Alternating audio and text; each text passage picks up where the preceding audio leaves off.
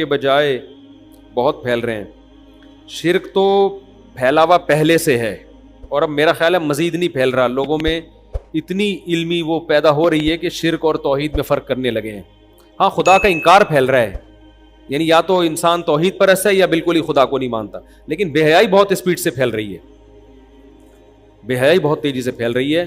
لوگوں نے گناہ کو گناہ سمجھنا چھوڑ دیا ہے. وہی ویسٹرن کلچر ہمارے معاشرے میں, فیس بک اور اتنے براڈ مائنڈڈ بنتے چلے جا رہے ہیں.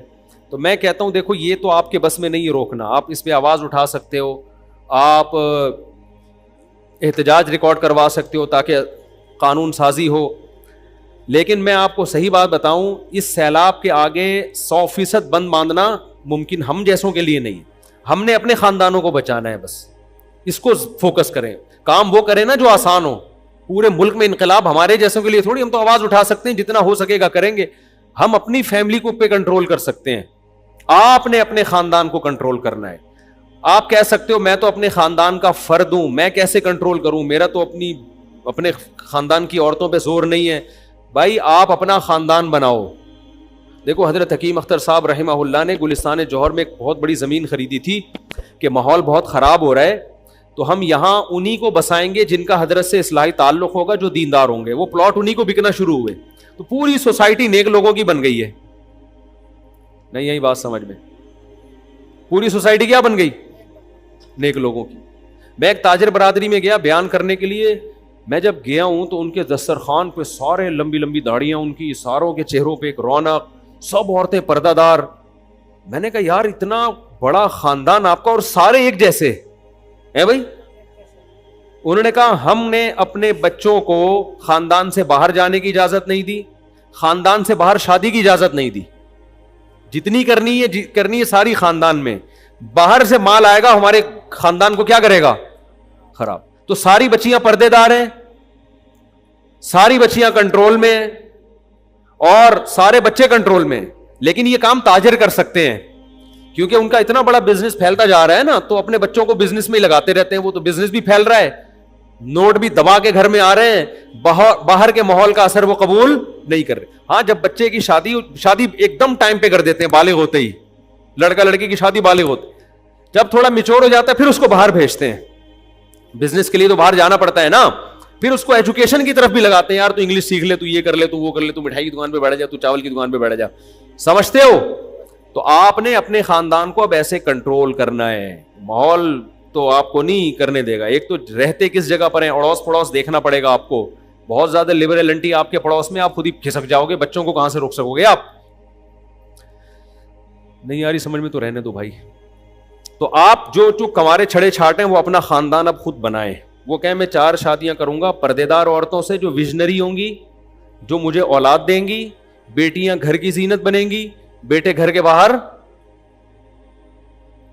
بزنس کریں گے, جاب کریں گے یا بزنس کریں گے. دیکھو میاں بیوی کا ایک مائنڈ ہونا تو بچے بڑے خاندانی نکلتے ہیں. پھر بچے اکثر دیندار ہوتے ہیں, دونوں کے مائنڈ ہی الگ الگ ہیں, بیڑا غرق ہو جاتا ہے. پھر بچہ اس کو فالو کرتا ہے جو اس کو دین سے باغی کر رہا ہے, کیونکہ شیطان ہے نا, تو بچہ پھر اس کو فالو کرتا ہے. اس میں عیاشی نظر آتی ہے اس کو, وہ بگڑ جاتے ہیں بچے.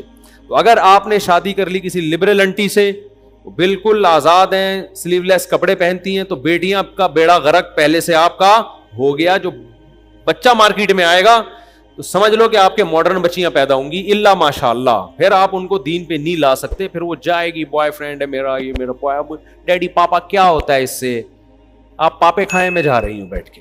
وہ پھر ایسی باتیں کرے گی اور لوگ خون کے آنسو رو رہے ہوتے ہیں, میں بتا رہے ہوتے ہیں, اتنی بڑی بڑی داڑیاں ہیں اور بڑے تہجد گزار ہیں. بیٹی, ایک صاحب نے بتایا میری بیٹی پرس لٹکا کے سلیو لیس کپڑوں میں میرے سامنے گھر سے باہر نکلتی ہے, میں اس کو ایک لفظ نہیں بول سکتا, اور میں کسی دینی تنظیم میں ہوں, میرے وہ چل رہے ہوتے ہیں لیکچر اسلامیات پہ, اور گھر کا میرے یہ ماحول ہے, خون کے آنسو روتا ہے.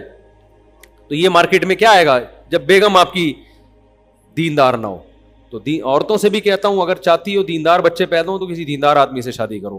تو اب جب جن کواروں کی نہیں ہوئی ہے ان کے پاس بہترین آپشن ہے, تو اپنا خاندان پیدا کرے. پڑوس بھی آپ کا ہو. پڑوس میں کون رہتا ہے جی, میرے اپنے بچے رہتے ہیں. یہ والے پڑوس میں کون رہتا ہے, یہاں بھی میرے بچے رہتے ہیں. پڑوس کے پڑوس میں کون رہتا ہے, بھائی میرے ہی بچے رہتے ہیں.